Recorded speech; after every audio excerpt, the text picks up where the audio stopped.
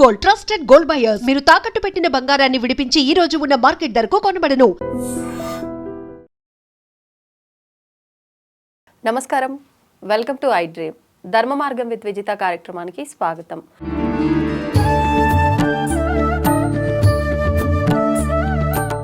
ప్రస్తుతం మనతో పాటు ఉన్నారు ప్రముఖ ఆధ్యాత్మికవేత్త ప్రొఫెసర్ సత్యనారాయణమూర్తి గారు. ఇప్పుడు గురుగారితో మాట్లాడి మరిన్ని విషయాలు తెలుసుకుందాం. నమస్కారం అండి. నమస్కారం విజిత. మనకి ఈ కార్తీక మాసంలో వచ్చే అష్టమిని కాలాష్టమి అని చెప్పి ఆ రోజు కాలభైరవ స్వామి ఆరాధన విశేషంగా చేస్తే కనుక మంచి ఫలితాలు ఉంటాయి అని చెప్పి చెప్తూ ఉంటారు. అసలు ఏంటి అంటే ఈ కాలభైరవుని ఆరాధన అందరూ చెయ్యొచ్చా? కొంతమంది కాలభైరవ దీక్షలు తీసుకోవడం కూడా చూస్తున్నాము. అసలు నిజంగా ఈ కాలభైరవ దీక్షలు అనేది ఉన్నాయా? వాటి గురించి. కాలభైరవుడు అంటే సాక్షాత్తు శివయ్య అంశ. శివుడు తన నుదిటిని రెండిటిని ఇలా కనుబొమ్మలు రెండింటిని దగ్గర చేసి బ్రహ్మ విష్ణువు ఇద్దరు దెబ్బలాడుకుంటున్నారు, నేను శ్రేష్ఠుడు నేను శ్రేష్ఠుడు అని. అప్పుడు అగ్నితత్వంతో అరుణాచలంలో ఉన్నటువంటి శివలింగం ఉంది కదా, ఆ శివలింగం లాగా వెలుస్తాడు పొడుగ్గా. అప్పుడు కనుబొమ్మలు రెండు ఇట్లా ఇలా చుట్లించి ఇలా చూస్తాడు. ఆ మధ్యలో పుట్టినవాడే కాలభైరవుడు. కాలభైరవుడు ఏ రోజున పుట్టాడంటే అష్టమి తిథిన పుట్టాడు. అష్టమి తిథికి ఉన్నటువంటి ప్రాధాన్యత ఏమిటి అంటే శ్రీకృష్ణుడు అష్టమి రోజున పుట్టాడు, దుర్గమ్మ దుర్గాష్టమి పుట్టింది, రాధాదేవి రాధాష్టమి రోజున పుట్టింది, కాలభైరవుడు అష్టమి రోజున పుట్టాడు శివుడు. అంటే జ్యోతిష శాస్త్రంలో అష్టమి తిథి అంటే ఏంటంటే ప్రాణగండాన్ని సూచించేది, మరణం. ఆ మరణాన్ని దాటించేవాడు కాలభైరవుడు. అంటే ఎవరైతే ఈ యొక్క కాలభైరవాష్టమిని కనుక నిష్టగా కనుక చేసినట్లయితే సింగిల్ డేలో మనం మృత్యుగండాన్ని పోగొట్టేసుకోవచ్చు. అలాగే ఓం త్రయంబకం యజామహే సుగంధిం పుష్టివర్ధనం ఉర్వారక విబంధనాత్ మృత్యోర్ముక్షీయ మామృతాత్. మృత్యుంజయ మంత్రం 8 లక్షల సార్లు చేస్తే వచ్చే ఫలితము ఒక్క కాలభైరవాష్టమి ఒక్కరోజు పూజ చేస్తే వస్తుంది.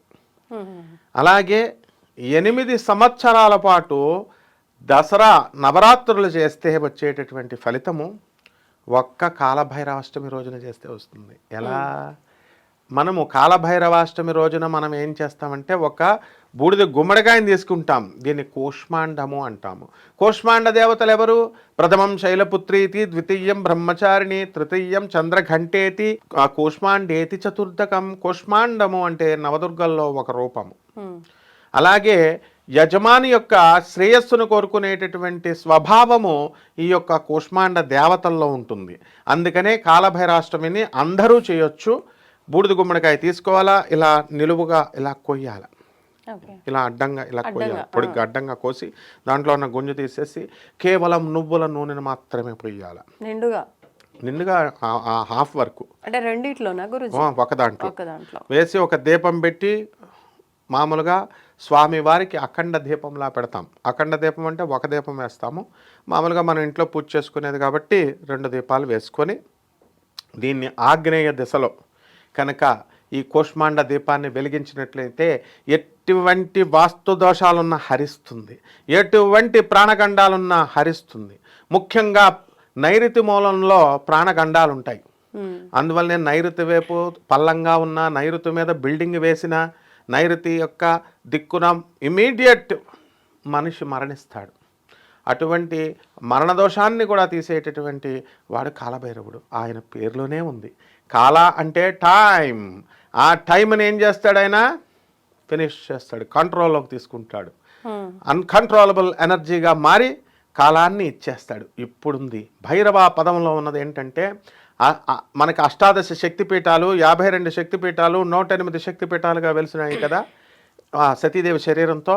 అక్కడ పడినప్పుడు అది ఇతరులు ఎవరు కూడా తీసుకోకుండా ఉండడం కోసం అమ్మవారికి క్షేత్రపాలకుడుగా కాలభైరవుడిని పంపించాడు స్వామి. అందువల్ల కాలభైరవుడిలో చాలా రకాలు ఉంటాయి. ఉన్మత్త భైరవుడని ఇలా రకాలు ఉంటాయి. ఏ విధంగా అయితే అమ్మవారు 18 శక్తి పీఠాల 18 భైరవులుగా వెలిశాడు. అష్టభైరవులు 18 శక్తి భైరవులు కూడా ఉన్నారు. ఒక్కొక్క శక్తి పీఠానికి ఒక్కొక్కడు.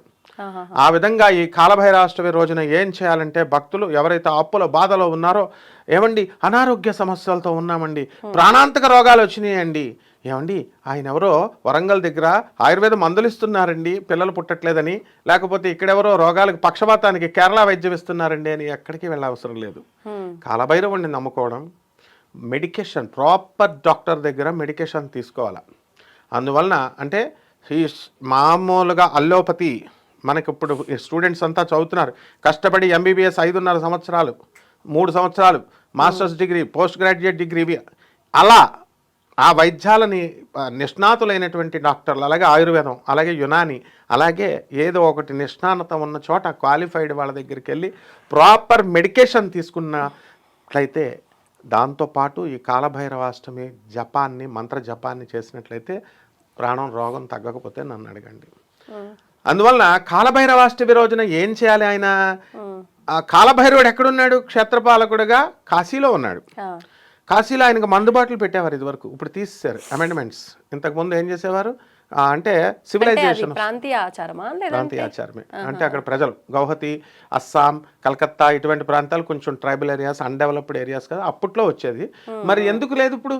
ఇప్పుడు 10 సంవత్సరాల క్రితం మనందరం వెళ్ళినప్పుడు మందు బాటిల్స్ తెచ్చి ఇచ్చేవారు. ఏకంగా ఉజ్జయినిలో ఏకంగా కాలభైరవుడికి అయితే బార్ షాపే పెట్టేశారు, వైన్ షాపే. ఇప్పుడు లేదు అది.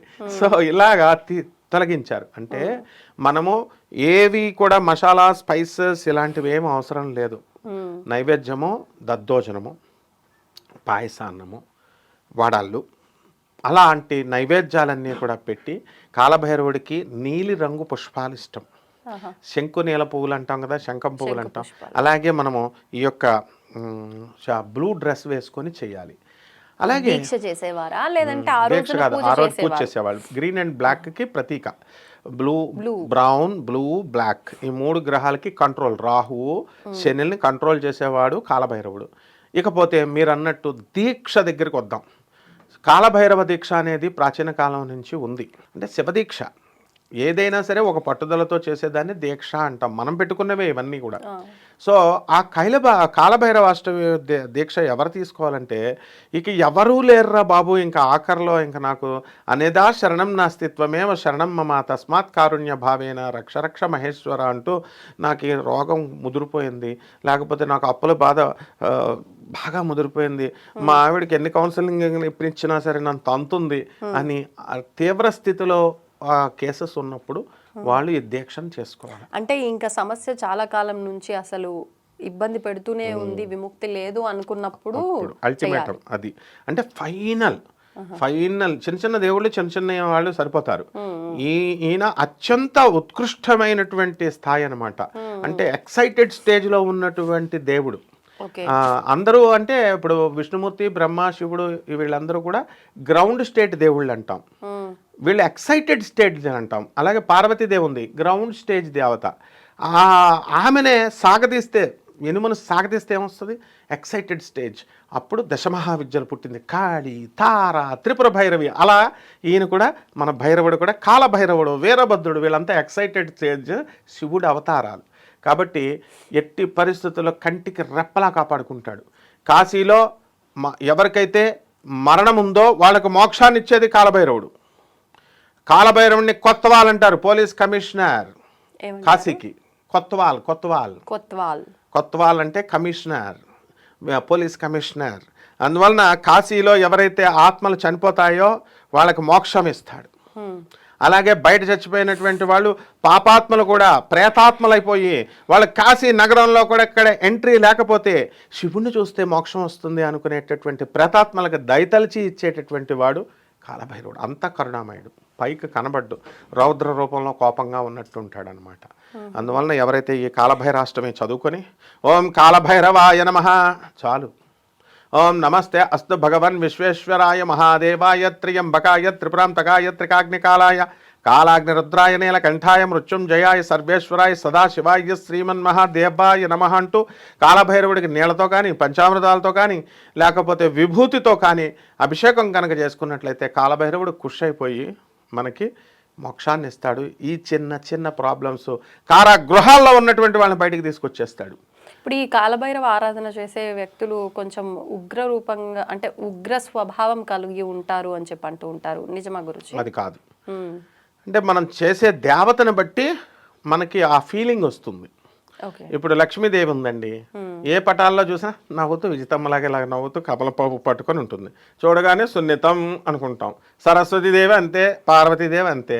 ఇప్పుడు కాళీ వేసుకుంటే భద్రకాళిలాగా అలా పట్టుకొని, అది కొంచెం ఆ ఫోటోలోనే తేడా ఉంటుంది. దుర్గాదేవి ఇలా పొడి చేస్తున్నాడు, అందుకని అది చేసే ఒక మన మైండ్ కూడా ఆటోమేటిక్ సెట్ అయిపోద్ది అనమాట. సెన్సార్స్ ఎలాగా, ఇప్పుడు వాటర్ ట్యాప్ దగ్గరికి వెళ్తాం, కొంచెం దూరంగా వెళ్ళగానే నీరు ఆగిపోతుంది, దగ్గరికి వెళ్ళగానే వస్తుంది. అలాగే తలుపుల దగ్గరికి వెళ్ళగానే ఎలా అయితే తలుపు ఆటోమేటిక్గా సెన్సార్స్తో డోర్లు ఓపెన్ అయిపోతాయి, వాటంతగా అవి క్లోజ్ అయిపోతాయో, mind is a big sensor. Situation situation బట్టి ఆ ఫోటోని బట్టి మనం ఉగ్రం, మన మైండే ఆటోమేటిక్ అయిపోద్ది. అది తెలియక మనం ఏమనుకుంటాం, వీళ్ళకి ఉగ్రదేవతలు, వీళ్ళు శాంత దేవతలు అనుకుంటాం. అలాగే ఏమి ఉండదు. ఒకే పెళ్ళాము, మల్లెపూలు ఇస్తే పట్టు చీర ఇస్తే పార్వతీదేవి అవుతుంది, లక్ష్మీదేవి అవుతుంది.